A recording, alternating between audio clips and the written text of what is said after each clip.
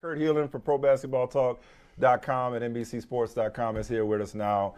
I think the Celtics completely got screwed over with that Marcus Smart call. That should have been three free throws. But we'll get to that in a second.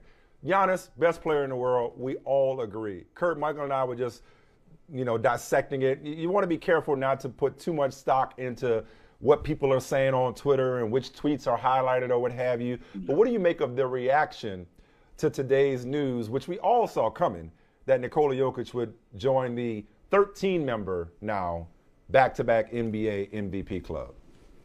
Yeah. First off, you know who should be pissed about this? Eric Spoelstra and the Miami Heat. Like, now they got to deal with angry Embiid in a couple days, man. I don't want to he's going to take it out on them.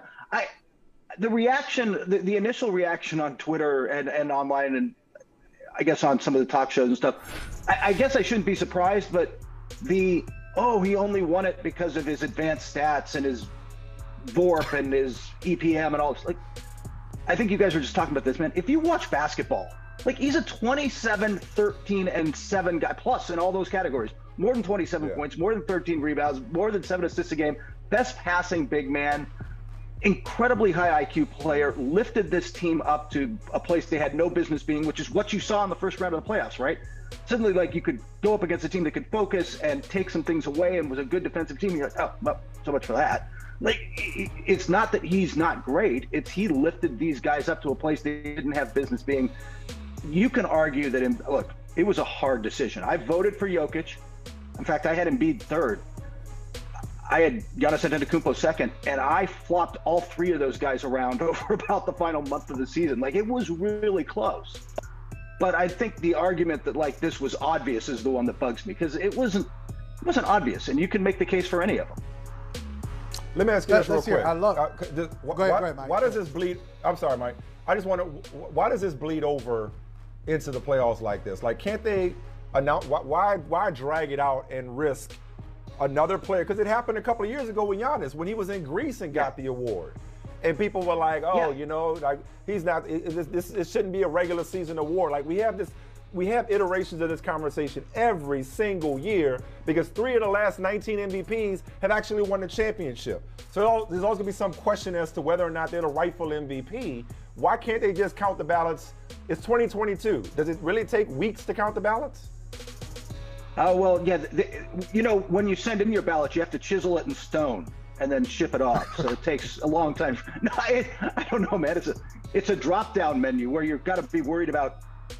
I'm like, did I make sure I selected Giannis Antetokounmpo and not Giannis Antetokounmpo? Like, you've got to make sure you get the right guy.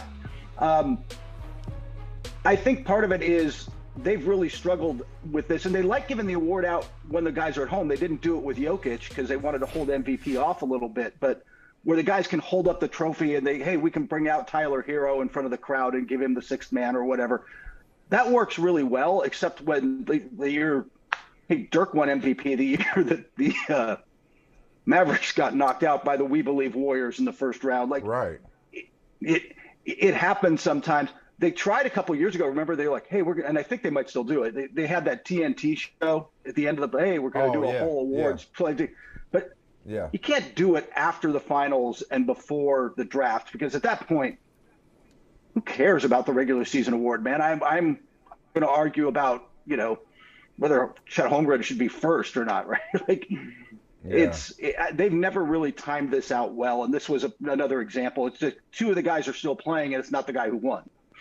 And Michael, do you find that the NFL does it feel the same way to you in the NFL? Because we just saw with Aaron Rodgers, he was at NFL honors, getting another MVP, but not in the Super Bowl. And went out, with a fizzle in the playoffs. I don't know if it hits the same in the NFL or not, Mike. No, it doesn't. It doesn't. I don't know if it's the red carpet event, because basketball tried to do that too. They had an award ceremony. Yeah. A few years ago. Remember when James Harden won and Westbrook won? He was there with his wife. It was a big deal. But yeah, football does feel different. I want to know this, Kurt. Take us inside the Helin kitchen, there with the animals, your Dr. Doolittle situation. Take us in there. Parrots will be landing on my shoulder soon. Yeah. That's right. And give us some behind the music. Like, let us know Like, why Jokic first? Why Giannis second and Embiid third?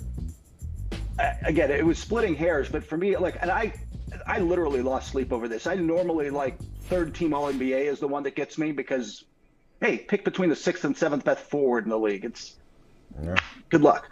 And there's money on the line. This time you could have, it was really difficult because I think all three of them had a case. Ultimately, what it came down to for me, because they all had these really great statistical cases, was value to the team. And look, no question, Joel Embiid had a huge impact on a team that didn't have Ben Simmons for a lot of the season.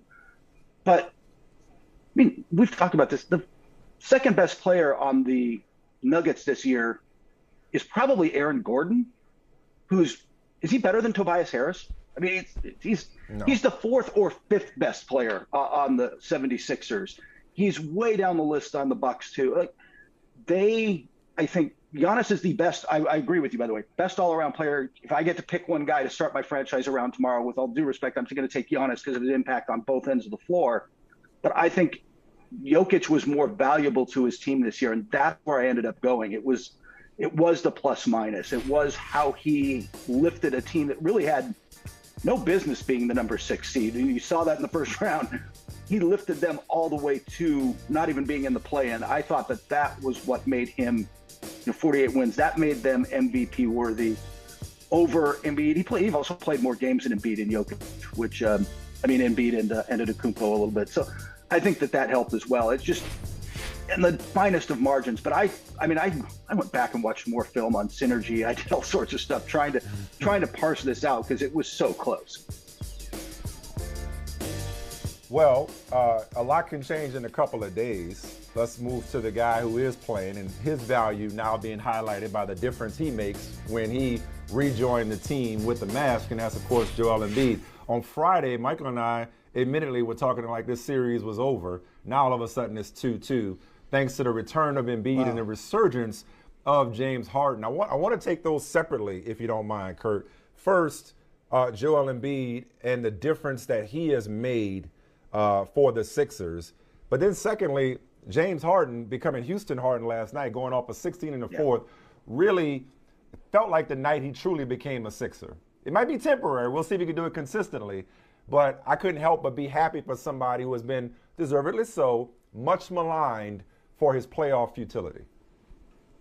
The funny thing is, I don't know that you can separate them, because without Embiid on the floor, not only was more asked of Harden, but the defense could treat him differently, right? They could be up on him and not pay a price because there wasn't the threat of somebody behind them that they had to deal with.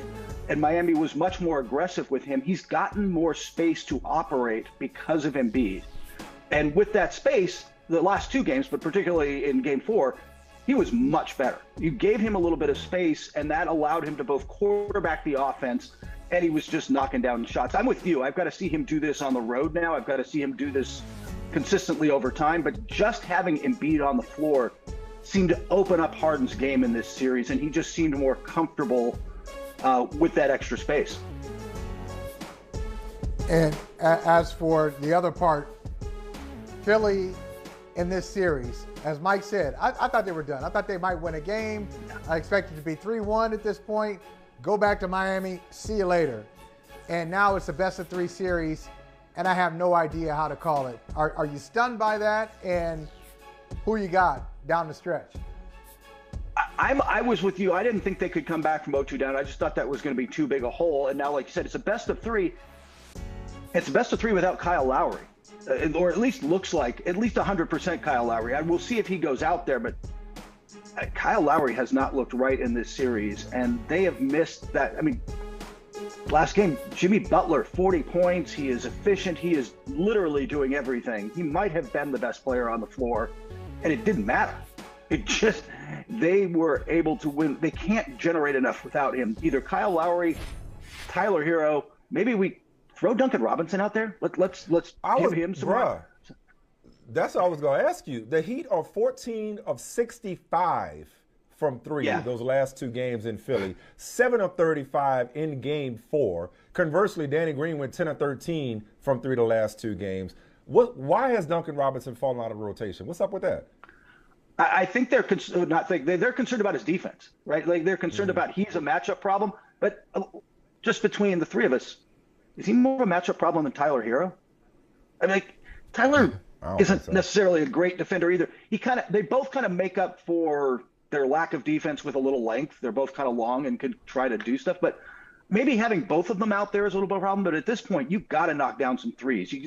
That's still the other big difference in this series. They just did not hit their shots outside of Butler, and they've got to. This is a team that's going to rely on Jimmy Butler and ideally Lowry to create half-court offense. Bam was really good inside, but if you're not knocking down threes off of those guys getting inside, then the offense isn't balanced. Sounds like you're going with Philly. I am kind of leaning towards Philly. Miami really kind of threw me in this game, and I think not having Lowry, I just don't know where that stabilizing second force comes from. I still think this is a 7-game series, so coin flip in that 7th game because you never know. Those are the games where, suddenly it's Game 7 in 2010 and Meta World Peace is the best guy on the floor, and you're like, what? It could be one of those nights, but Game 7s get weird. But that said, I'll take Miami right now. Philly right now. I don't trust Miami. Well, back to Giannis. If this series is hard to call, I mean, how do you, Mike? Remember after Game 1, we were like, oh, there's the defending champs again, and then the Celtics come back and return the favor, flip the script in Game 2, and Game 3 comes down to again. I think I don't know if you guys would agree, a missed call or a blown call. Like Smart should have had 3 free throws, and even then they could have got a putback and won the game. What is Boston's response? For both of you, really, Michael. I know you obviously been watching, well, you're watching all of them, but that one in particular closely. But Kurt and Michael, like, what is Boston's response in Game 4? Because they've already responded once in Game 2. Yeah, I think they got to step up their defense, but you know what they got to have? I mean, this is really pretty simple. Jason Tatum can't have 10 points. Jason Tatum has to. Yeah. If you're going to be an MVP candidate, this is where you step up and lead your team. He struggled last game when they needed him, and look, he is still the best offensive player on the team. They just got to be. They have to have a better game from him tonight. Yeah, I couldn't agree with you more, Kurt. Tatum in their 2 losses is 10 for 37 from the field. 10 for 37. And Mike, I like the way you said it. This series has been about punch, counter punch. So Milwaukee punched first. Boston wasn't ready, flat-footed. They came back in Game 2. Then Giannis went home after being overwhelmed. They were all over him in Game 2. He went home and raised his game. And so now Jason Tatum, for them to win the game and ultimately the series, he's going to have to see if he's got another level to go to. Now, most players don't have that level that Giannis does. But if he has it, then they can win the series. And by the way, Mike, the NBA disagrees with you. You see that last 2 minutes report? They said, nope, call was called correctly. Wait, the NBA last 2 minutes report said that?